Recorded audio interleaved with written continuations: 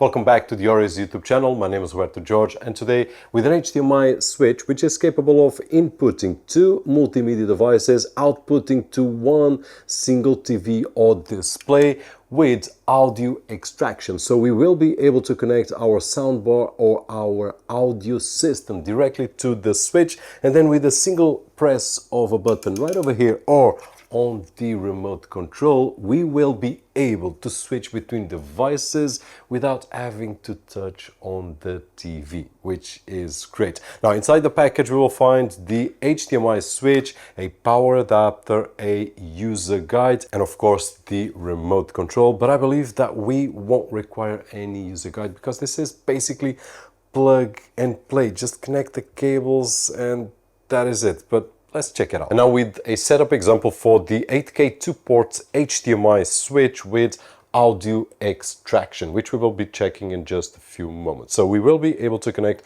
two multimedia devices, and at this moment I've got a Google TV stick right over here and also a Android TV set-top box. But we could connect a DVD player or any other multimedia device, an Apple TV for example, an NVIDIA Shield, and console, or any computer if we want. We can go up to 8K at 60 Hz, 4K at 120 Hz on each of the devices. So at this moment I only have one display, but I do have two devices connected simultaneously. So if I want to control this one right over here, which is the Android setup box, I can, but if I want to switch, then I can move. And we can also use Dolby Vision, HDR10+, and a lot more, which the link will be down below. Now at this moment, if I do select this device, I can just control it. And if I go to my TV app, I can just control it normally. And right now, if I press the volume, nothing happens, which is just because I do have the volume down here on the soundbar. So if I press in Kiev right now, we need to get our flat jackets on. And this because we are extracting the audio from the HDMI switch to the soundbar. At this moment I'm connected on the auxiliary via 3.5mm, but we can also use the optical out. So in terms of connectivity, it's really straightforward. I just have one of the devices connected via HDMI input 1, the other device connected via HDMI input 2, and then we have a cable on the HDMI output which will go to our monitor or to our TV. At the same time, if I want to extract audio, in this particular case I do, because this display doesn't have any speakers or anything else, so I just need to connect the 3.5mm cable to the speaker or to the soundbar, or we could use optical out to get everything. In terms of the interface right over here, we will have a LED to indicate that it's on, one LED to indicate that we have output signal, which is connected to the TV, and then we have number 1 and number 2, which means that I'm connected to source number 1 or source number 2. We also have the auto option and the infrared option. Now this is explained here with the remote control, which has 5 buttons. One is self-explanatory, which is the power button. Then we have the number 1 and number 2, which I can just switch between them right over here instead of pressing this. So if I'm sitting on a couch, I don't want to get up to switch, I can just press number 1 and number 2. And then we also have the infrared activation or deactivation. So if I press right now infrared, it did deactivate, and this just means that if I press number 1 on number 2, at this moment nothing works. Actually, I'm not really sure if the power works. Let's press it and it doesn't work.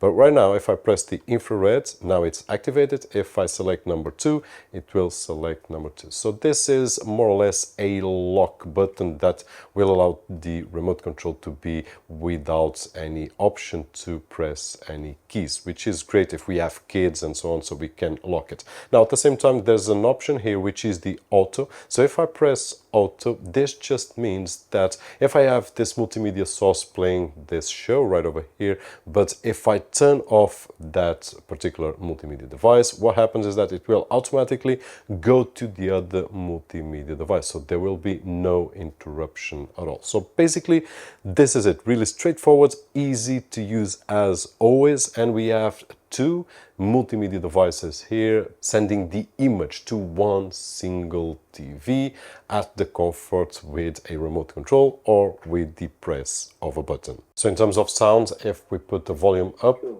and then we will have audio right over here. If we put the volume down on the soundbar, we will have no audio at all because we have no audio right over here. One more test. She wasn't still voluntarily participating in all. And there we go. And that is it. Simple as this. We will connect one DVD player, one Android TV box or whatever we want. And then on the output, we will connect to our TV. It's easy as this. And then if we want to extract the audio, which as you saw, I did want in my setup right over here. So I can connect via 3.5mm jack or the optical output, and that is it. I will have image from two different sources up to 8K at 60 Hz with all the audio formats supported that you can check out down below on the specifications. Simple as this, just plug and play. Hope that you enjoyed the video and the switch, which is a really simple solution to a common problem. If that was the case, don't forget that usual thumbs up right over there, which is really appreciated on this side of the screen. If you still haven't subscribed, don't forget to subscribe so that you are one of the first to check out the latest devices that OREI has on the portfolio. As always, my name is Hz George, and I'll see you on the next one.